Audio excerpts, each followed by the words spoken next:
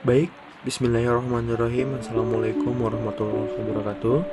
Halo semuanya, perkenalkan nama saya Gulam Ilham Hindami dari kelas AB 4302 dan NIM 15011921115. Iya, di sini saya akan mempresentasikan tentang sebuah produk yang telah saya paparkan dalam makalah guna untuk melengkapi tugas besar pemasaran. Nah, jadi produk yang akan saya presentasikan kali ini adalah sebuah hasil dari perusahaan ternama dunia asal Korea yang produknya ini sempat membuat booming masyarakat, khususnya kalangan para gamers sejati.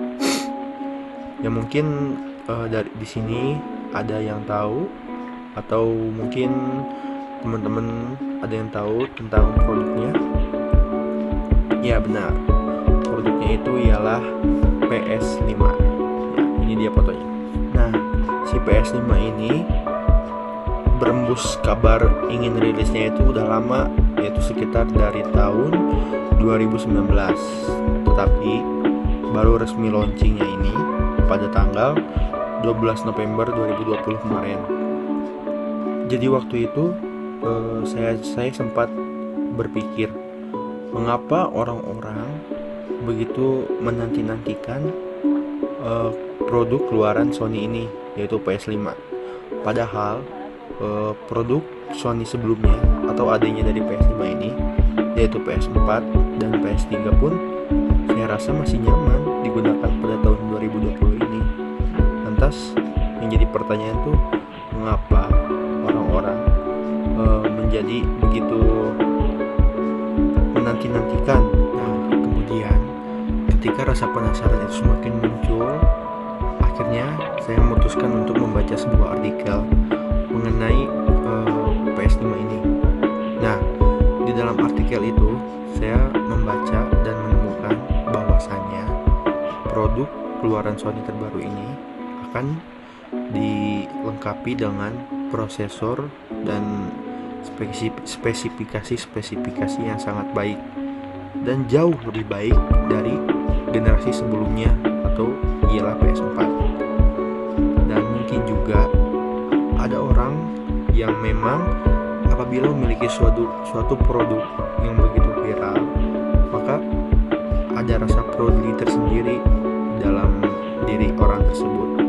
Atau mungkin jarak antara keluaran PS4 generasi sebelum PS5 ini dan jarak dengan PS5 ini itu terpaut kurang lebih cukup lama, sekitar 7 atau 6 tahun waktu PS4 baru launching. Jadi saya rasa wajar aja kalau orang-orang menantikan produk terbaru dari Sony ini. Soalnya selain begitu digemari produk Sony ini, juga sangat populer lah di kalangan anak-anak dan remaja, mau siapapun itu.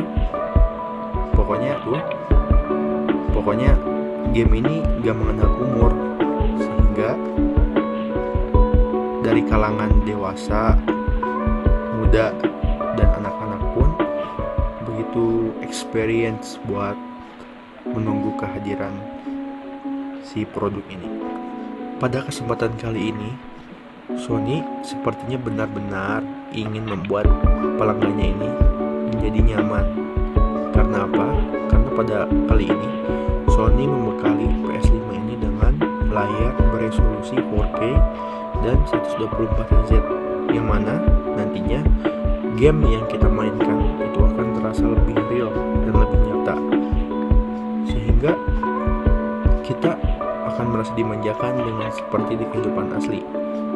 Dan untuk lebih jelasnya, kalian bisa melihat cuplikan video ini, yang mana game ini merupakan game yang sudah beresolusi dari PS5, dan game ini ialah dari GTA 5. Oke, ini dia videonya.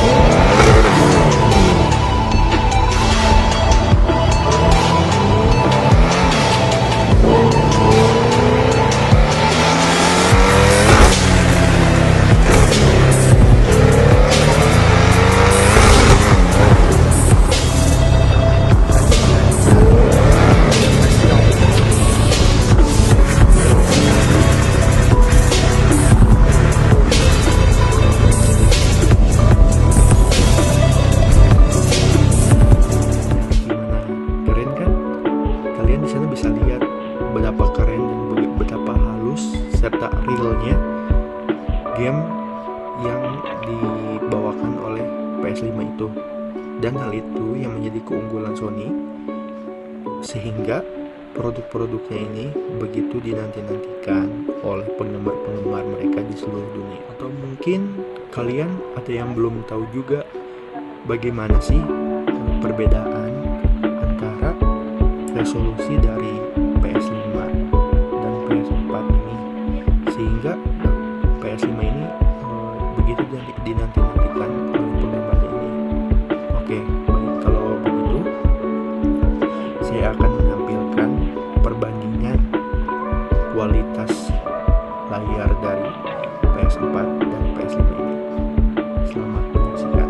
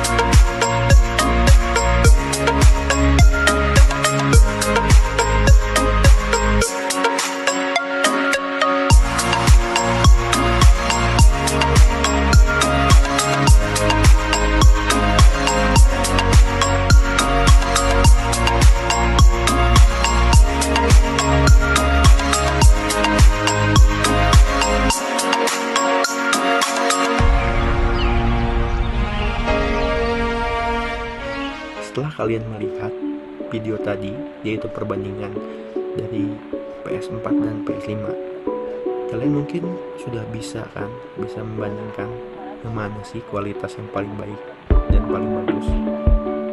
Nah, itulah salah satu penyebab PS5 sangat ditunggu-tunggu oleh penggemar-penggemarnya. Apalagi untuk produk PS5 kali ini, Sony membekali PS5 ini dengan warna putih dan garis biru, yang mana produk ini seakan Sony ini ingin pamer. Karena apa? Walaupun ditaruh dimanapun, PS5 ini akan kelihatan begitu menawan dan begitu elegan. Nah, setelah kita membahas dari tentang spesifikasi video perbandingan, sekarang saya akan menjelaskan tentang hal yang gak kalah penting untuk dibahas, yaitu dari segi desain.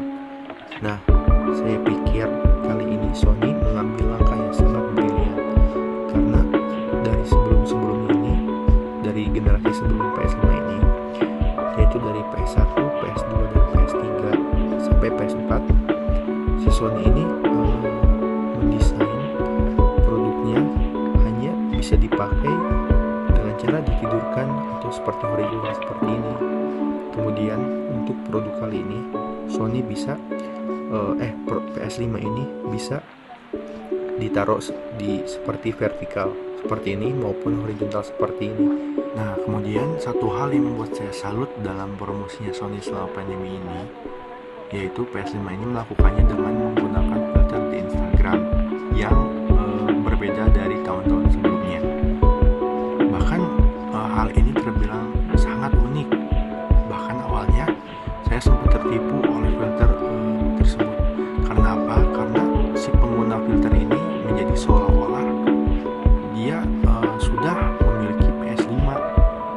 Nah, hal inilah yang kemudian membuat PS5 ini menjadi perbincangan para warganet di dunia maya. Nah, untuk lebih jelasnya, saya akan tampilkan cara mengaplikasikan video filter tersebut di dunia nyata. Ini contohnya.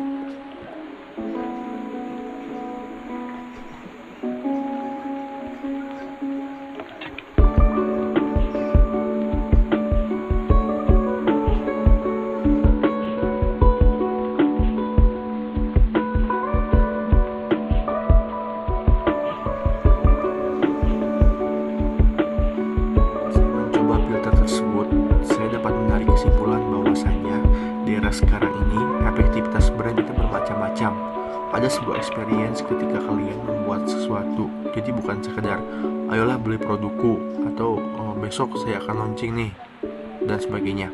Hari ini kita bisa melakukan sesuatu yang unik sebelum melaunching sesuatu. Salah satunya yang menjadi contoh ialah strategi dari PS5 yang menggunakan strategi AR. Tak hanya melakukan promosi melalui AR aja, Sony juga menggandeng beberapa tokoh dan atlet terkenal untuk mempromosikan produknya ini. Sebut saja seperti Neymar, Mbappe, Messi. Nah, dalam promosi tersebut, jadi mereka itu seolah-olah sedang main PS5 dan di dalam video tersebut si mereka ini seolah terhibur dan begitu puas dengan apa yang ditawarkan oleh PS5 yang sekarang. Yang jadi pertanyaan ialah berapa sih harga kisaran PS5 di Indonesia? Kemudian setelah saya membaca berita bahwa harga PS5 di Indonesia ini sedikit lebih mahal daripada negara tetangga kita di Asia. Salah satu contohnya ialah Malaysia dan Singapura. Nah, apabila di Indonesia harga PS ini dibanderol kisaran 7,4 sampai 8 jutaan, nah di Malaysia ini hanya dijual sekitar 7,3an, atau bahkan di Singapura itu lebih murah, sekitar 6 juta. Hal ini dilakukan bukan karena tanpa alasan, yaitu yang menyebabkan perbedaan harga di setiap negara itu ialah dari segi persaingan dan juga dari segi hukum. Berbicara mengenai persaingan produk, PS5 ini memiliki saingan terkuatnya, yaitu Xbox Series X, yang mana produk ini merupakan hasil dari perusahaan Amerika, yaitu Microsoft. Nah, si Xbox Series X ini di launching 2 hari lebih awal daripada PS5, yaitu pada tanggal 10 Novemberan. Nah, kemudian apabila kita membicarakan tentang internal dari produk tersebut, jenis prosesor atau CPU yang membekali PS5 dan Xbox Series X ini sebenarnya sama, yaitu CPU custom AMD ber-8 inti atau 8 core dengan arsitektur Zen 2.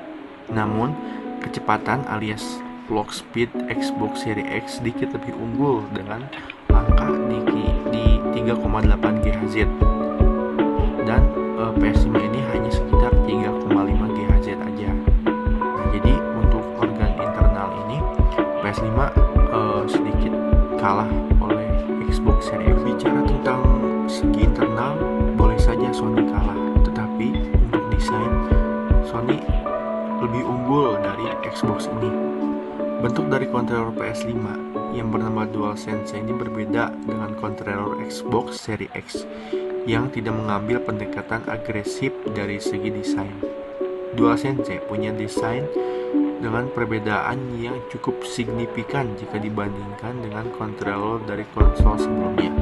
Selain desain, DualSense juga menghadirkan segudang fitur. Ini diklaim lebih menggoda daripada Xbox Series X, yang dimana fitur tersebut ialah mikrofon bawaan, leg bar baru, haptic feedback, adaptive triggers, baterai yang bisa diisi ulang, desain 2 warna, teknologi output suara 3D, media penyimpanan SSD super cepat, teknologi grafis ray tracking, dan didukung oleh 4K Blu-ray dengan resolusi Ultra HD. Ya, segitu aja mungkin presentasi dari produk PS5 tersebut.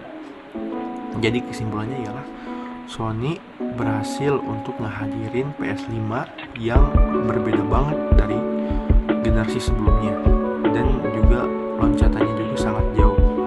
Jadi ini terbilang salah satu produk yang sukses menurut saya. Kemudian saya akan mengutarakan saran-saran yang saya simpulkan setelah saya membaca beberapa berita dan artikel. Nah, saran tersebut ialah poin pertama, Sony harus lebih giat lagi untuk menaikkan spesifikasi unggulan agar tidak disalip oleh rival terdekat. Dan yang kedua ialah